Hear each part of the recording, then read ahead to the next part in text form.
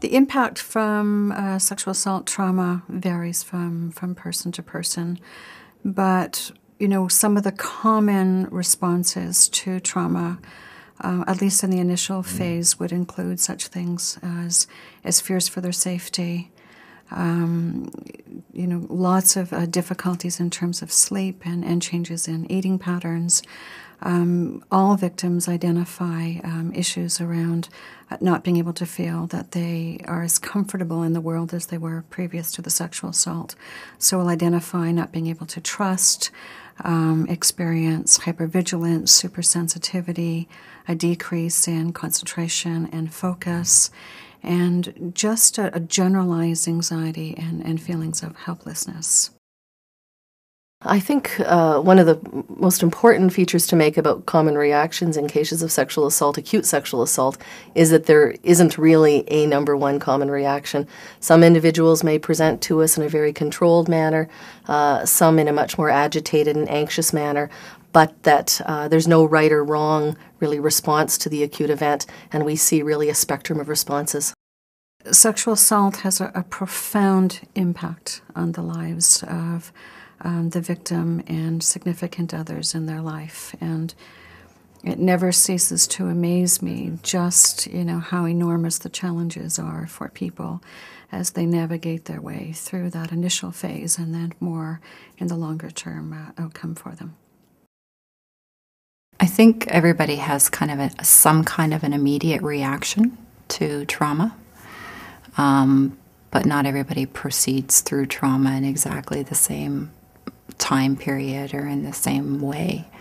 So you would have some people who have all kinds of great coping strategies already in their repertoire, who might really be accepting and know that they're going to have some really powerful feelings and be able to go with that, and other people that kind of fight that. A person experiences trauma trying to make sense out of some really unusual situation in their life. The trauma response is kind of a stress response, and it's a lot of energy. Your adrenaline is cranked way up.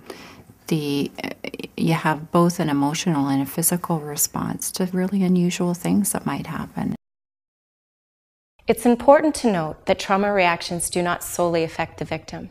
They may also affect those who are close to them. So what we know is that there's secondary trauma to people who are in a position to support the victim and survivor. And, we really feel that it's important as well to acknowledge that together and to provide them with support and education.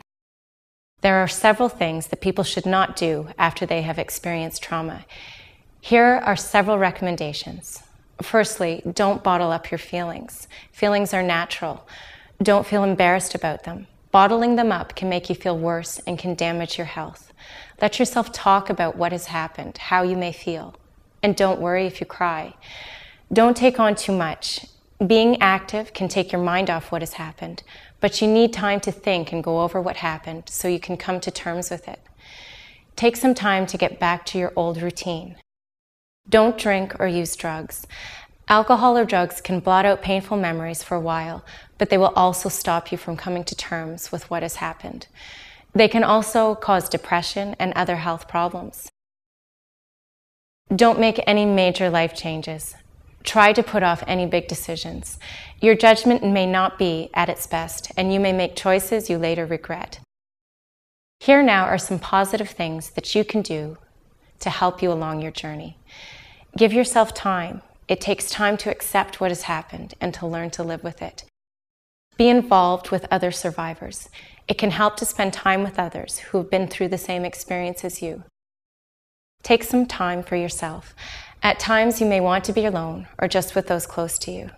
Talk it over bit by bit. Let yourself think about the trauma and talk about it with others. Don't worry if you cry when you talk. It's natural and usually helpful. Take things at a pace that you feel comfortable with. Get into a routine. Even if you don't feel much like eating, try to have regular meals and eat a balanced diet. Taking some exercise can help, but start gently. Do some normal things with other people. Sometimes you will want to be with other people, but not to talk about what has happened. This can also be a part of the healing process. Take care. After a trauma, people are more likely to have accidents. Be careful around the home and when you are driving. And finally, ask for support. It's a wonderful part of the work that I do with people. It's a gift to watch people take this journey and to see them heal and recover over time. It does require some patience and some resilience, but again, I'm never cease to be amazed by the strength and resilience and courage that people have to take this walk and to find their way again. And in fact, in most cases, people to report that they feel better in their own skin after some time. Family and friends will probably be able to see you through this difficult time. However, you may need to see a professional if your feelings are too much for you or go on for too long. The services section of this DVD resource will be able to provide you with the proper referrals to the support you may need now or in the future. The message is really that trauma can occur at the strangest and weirdest times in your life. You're not going to be able to predict when that's going to be an impact for you, and that there are really supports available and willing to be of assistance.